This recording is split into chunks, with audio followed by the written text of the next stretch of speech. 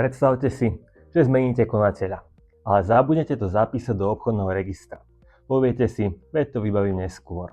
To neskôr vás od augusta môže stať až 4 000 eur.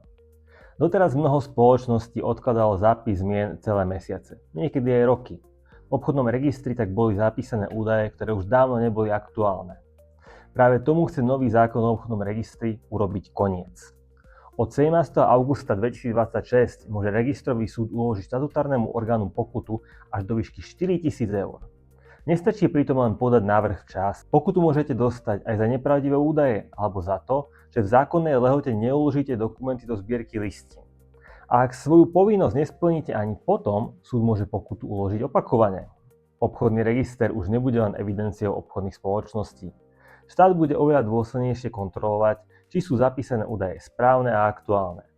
Ak si nie ste istí, aké povinnosti sa týkajú vašej spoločnosti, obráťte sa na nás. Kontakt nájdete v bio.